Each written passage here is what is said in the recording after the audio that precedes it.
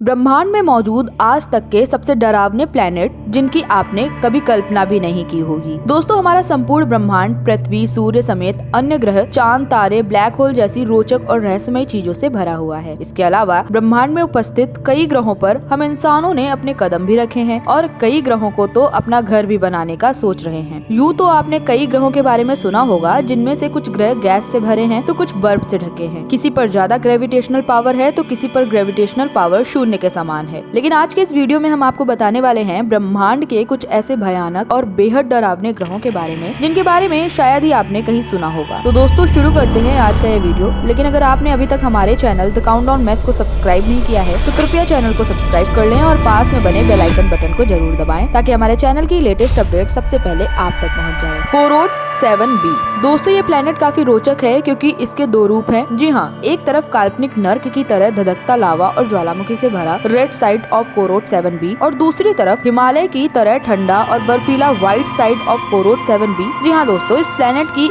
एक साइड आग से भरी हुई है और दूसरी साइड बर्फ से ढकी है। बात करें रेड साइड की तो इस साइड पर आग में जलते हुए पत्थर की बारिश होती है और ये पत्थर इस प्लेनेट पर एक रॉकेट के रफ्तार से गिरते हैं। और इसकी दूसरी साइड की बात करें तो ये बिल्कुल बर्फ से ढकी है। इसके अलावा ये प्लेनेट धीरे धीरे अपने होस्ट स्टार की तरफ गति कर रहा है और वैज्ञानिकों के मुताबिक अगर ये ग्रह इसी तरह से आगे बढ़ता रहा तो एक दिन ये अपने होस्ट स्टार से टकराकर विलुप्त हो जाएगा, बिल्कुल थिया की तरह, जिसकी टक्कर की वजह से हमारी पृथ्वी का विकास और चंदा का जन्म हुआ था। दोस्तों, सबसे पहले जब वैज्ञानिकों को ये प्लेनेट मिला था तब उन्होंने इसे पृथ्वी की तरह हैबिटेबल बनाने के बारे में सोचा था, लेकिन इसकी इन्हीं दिक्कतों की वजह से वैज्ञानिकों ने इसे यूं ही छोड़ दिया। Gliese 1132b। दोस्तों, हमारे स्मार्ट और लेजेंड वैज्ञानिकों को जब ये प्लेनेट मिला तो वो बड़े खुश हुए थे क्योंकि ये प्लेनेट साइज में हमारी पृथ्वी जितना बड़ा था और ये हमारी पृथ्वी की तरह बिहेव कर रहा था क्योंकि इस प्लेनेट पर इसका खुद का एटमॉस्फेयर पाया गया था। लेकिन इससे पहले वैज्ञानिकों पर इस पर पलायन करने की सोचते उससे पहले ही उन्हें पता चला कि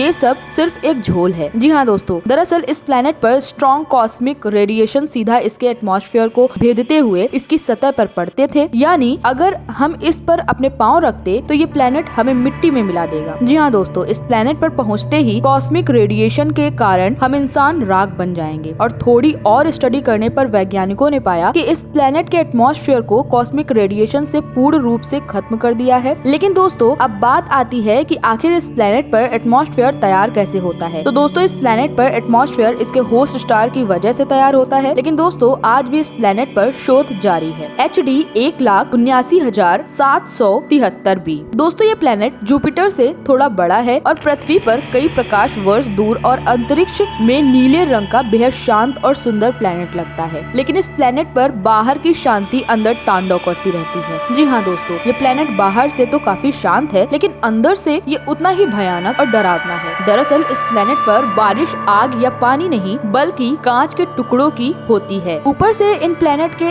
एक साइड का तापमान 967 डिग्री सेल्सियस और दूसरे साइड का तापमान 688 डिग्री सेल्सियस होता है। और तो और ये प्लेनेट एक गैसीय प्लेनेट है और इस प्लेनेट पर चल रही हवाओं की स्पीड का अंदाजा वैज्ञानिक भी नहीं लगा पाए हैं क्योंकि यहाँ इंसानों को पिघला देने वाली गर्म हवाएं पृथ्वी पर सबसे भयंकर तूफान से भी कई गुना तेज रफ्तार से चलती हैं। इसके अलावा अगर हम इस प्लेनेट पर उतरते हैं तो गर्मी से पहले ही कांच के टुकड़े हमारे शरीर को चाय की छन्नी बनाने की ताकत रखते हैं। Kepler 16b। दोस्तों, आपने ये तो सुना होगा कि सभी ग्रह अपने एक होस्ट का चक्कर लगाते हैं। ठीक उसी तरह सौर परिवार के सभी ग्रह सूर्य का चक्कर लगाते हैं। लेकिन हम जिस प्लेनेट की बात कर रहे हैं वो तो कलयुग के छोरे छोरियों की तरह एक्स्ट्रा लेजेंड है क्योंकि इस प्लेनेट के नजदीक सूर्य की तरह 2 होस्ट स्टार हैं और ये प्लेनेट अपने पास के एक होस्ट का चक्कर नहीं बल्कि दोनों का चक्कर लगाता है। और अगर हम इस प्लेनेट पर उतरते हैं तो हमें हमारी 2 परछाइयां देखने को मिलेंगी। लेकिन इससे पहले कि हम हमारी दोनों परछाइयों को देख पाएं, उससे पहले ही इस प्लेनेट पर हमारे शरीर का बिहारी भट्टा बन जाएगा क्योंकि दोस्तों 2 होस्ट के चक्कर लगाने से उनकी सिर्फ रोशनी ही नहीं बल्कि गर्मी भी इस प्लेनेट को झेलनी पड़ती है और